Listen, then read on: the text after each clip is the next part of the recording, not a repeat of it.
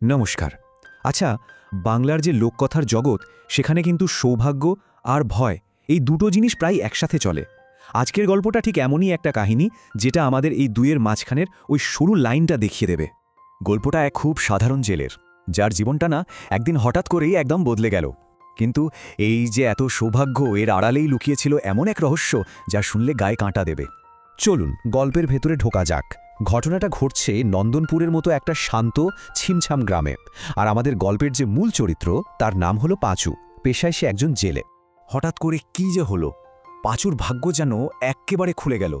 মানে রাতারাতি তার জালে এত মাছ পড়তে শুরু করলো যে গ্রামের অন্য জেলেরা তো দেখে অবাক। সত্যি বিশ্বাস করার মতনই না ব্যাপারটা।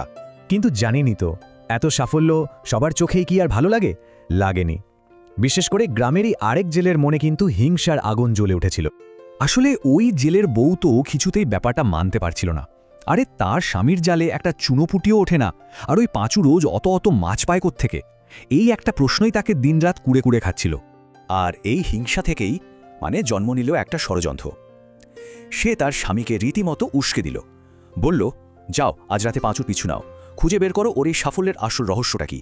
তো পরিকল্পনা মাফিক কাজ শুরু করার জন্য একটা পূর্ণিমার রাতকেই বেছে নেওয়া হলো। জানেনই তো, চাঁদের আলোয় রহস্য যেন আরও ঘন হয়ে ওঠে।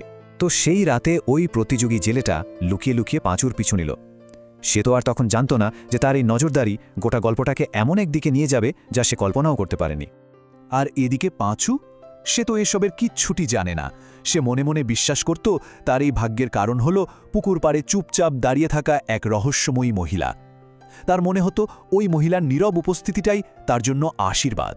তো একদিন কৃতজ্ঞতা দেখানোর জন্য পাঁচু কি করল, তার ধরা সবচেয়ে বড় মাছটা নিয়ে ওই মহিলার দিকে এগিয়ে গেল। সে তখন একটুও বুঝতে পারেনি যে তার এই একটা ছোট্ট পদক্ষেপই তার জীবনটাকে কি ভয়ঙ্কর বিপদের মুখে ফেলে দিতে চলেছে।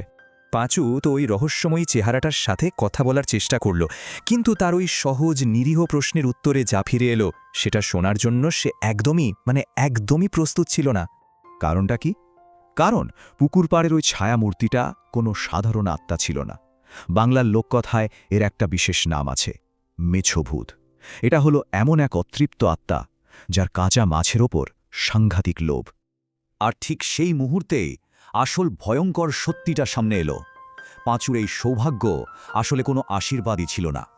এটা ছিল এক অতিলৌকিক শিকারীর পেতে রাখা একটা নিখুঁত ফাঁদ। আর এই সত্যিটা সামনে আসার সাথে সাথেই পাঁচুর জীবনে নেমে এলো এক ভয়াবহ পরিণাম। ব্যাপারটা ভাবুন একবার, কি অদ্ভুত! যে প্রতিযোগী জেলেটা পাঁচুর ক্ষতি করতে এসেছিল সেই কিন্তু শেষ পর্যন্ত তার জীবন বাঁচায়। পাঁচুকে বাঁচানোর জন্য সে তখন এক কথায় মরিয়া হয়ে উঠেছিল। পাঁচুর শেষমেশ প্রাণে তো বেঁচে গেল, কিন্তু ওই রাতের যে ভয়ঙ্কর অভিজ্ঞতা সেটা তার মনে সারা জীবনের জন্য একটা গভীর দাগ কেটে দিয়ে গিয়েছিল।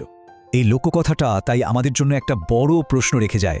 আচ্ছা, যাকে আমরা আশীর্বাদ বলে ভাবি সেটা কি সত্যি আশীর্বাদ, নাকি ওটা আসলে আমাদের লোভ আর হিংসা থেকে জন্ম নেওয়া কোনো ভয়ঙ্কর অভিশাপ?